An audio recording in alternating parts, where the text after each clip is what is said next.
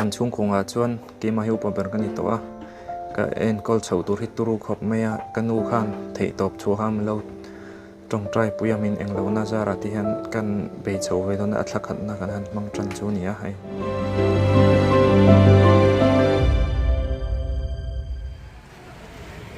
tuna hian LBS Suzuki kan om me ka Henry te unau Scooty tur kan boipui vel me ka ni e hitro hei kai he chadon khop mai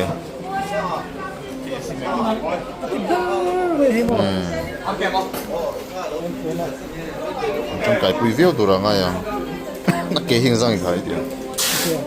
12 size ni hei 10 size voin hi August ni som paru kan ya tuna hianin sundar som pani chia chia ni hei kabula hianin Henry oma so na naute pali tro anaute pali nom boka an unawin tuna hian LBS Suzuki kan nom me kan ni hei hi an scooty thar tura ni ya hei kabula hian Henry oma ani hianin scooty thar an momo thute tin scooty thar sun be singam lo wanga scooty hlui an ron be sei tu te kharon soe te khanin kan boi puya chumi nuwa chuanin nge kan boi pui ta khani a chuan tunen Henry an ron hong se tro chu kut kan lo beng don ne a le kan hong se i eng lo don nei pu hong top mai don ne a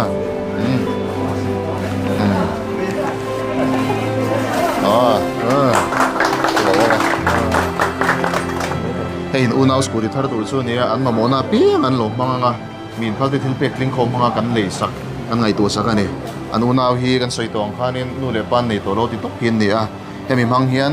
ei zon na bulan lo tran ve thei tura pon kan ngaia kan du sak tak zer ani putin beng le tang lo ong mai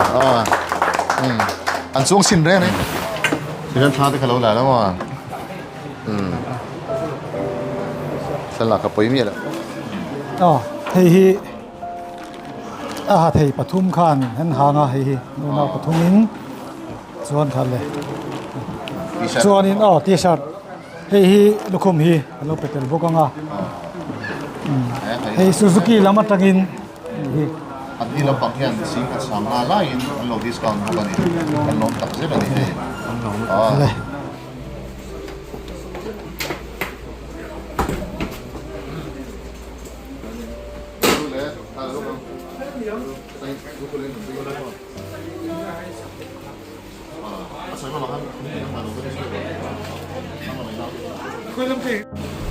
hin tlan thla don ani tlan thla ru le scooty thar an chuang e midang hi chu hu ta bolero inga soi don bokan anin long an pan thla don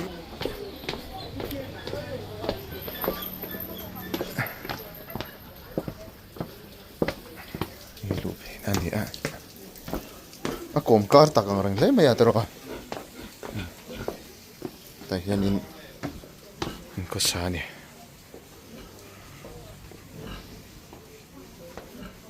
wait wow hello lak film hana mi hei mo in kum chu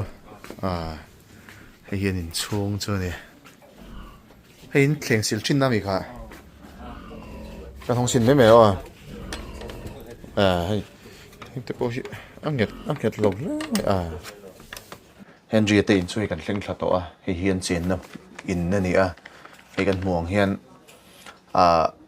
zim lo chuna zima tin ba ka amun hi ni mu lo bok nen hian a hrisel lo ang reng khop maya kumeng zai ni to ta nen som ni pani ka mang mek kum som ni pani ania college sakal me ka tero chuan eng semester ngi kha 5th semester in college department ang science department political science sala a he ani tlangwal fel em mai nia au nau te he kan hnungah thu te tan hian thei to pa chuwa a en kola tin anu dam lo lai te pon na ten thong lop a chumin na tho a hlo te hmang chuanin anu te po en kol bokani pian om chun enge mo ha punan kala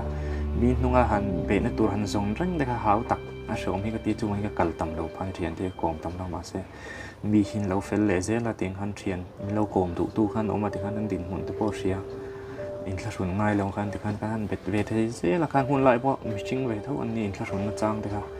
ni te kha ngai ka tan po khan ami nunga han phu in phu ti reng zi ka ra hin college kal hin dar ko atang hian ka kala dar thuma hi kan ba dar thuma tang hi kan na hi kal le thia thuma tang ina holo in dar som pani chang son dar ka dar ni tlen sang kan ka ta han na tho na chang kan lo om me lo ne min hoi thok kan ni wa en ka chol man lo thut me kan nei man lo kan cheranga ha thlang ve el tu ka ho nuwa ke ya han ho le college ve hin ka tho ke fc hen ho le wang je na ha lu tu khi le ha poi ka zir thpe thin a changa in bol lo changa han mut top chang ni poi ka nei thina a in vong thiang hlim reng thei bik lo ni chu a mani thum thon suk pe lo chang ni bo a ha tong khong a wangin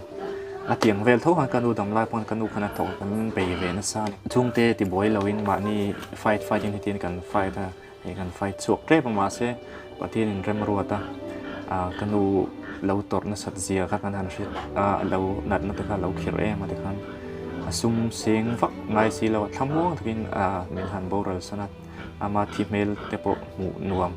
mu se oma fa de na na ni lo wa nui sa ama hei ke ma ne hi kai nang do mi biang be ka han nui ol sam emem ji kan ne kan nu ne kai chun chu tiang ra chu kan ne kan hu po kha a thammo takin tu na pa mu se a min long pui ve viu chang ka ringa kan poisa don tur te kan scooty an don ang te po tangkai lo kan mang don lo a mamo thilla chau mang tur anga ngai tu na ri ton ma se malam phung hi ria lo engemo pal engemo thling vek thei kan dem machine ni na a chu kan soi sa a vai ron lut khom zong hi cheng noi sari sing ruk sang sari zanga som li pali ani a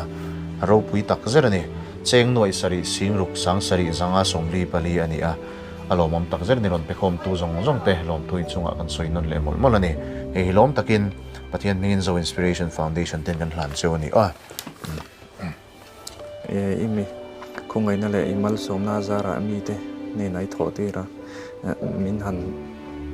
peta aduna hian a ke tam tham khop me ke ni pe chona mu pongan la mu chin la chung do bon la chung to nga lawa kanu dam la ya kanu min en kol thin na I thei to ban ama fak thin tu che kianga e roi ta hi to na chuan lom thu kanon soya duna po zo inspiration kal tangin thil nuam chu ni lawa ma se din moni azir lo ti hian kanan eng lo mi te that je te kanan ria kanu dam lo hum lai tang to in mi te zara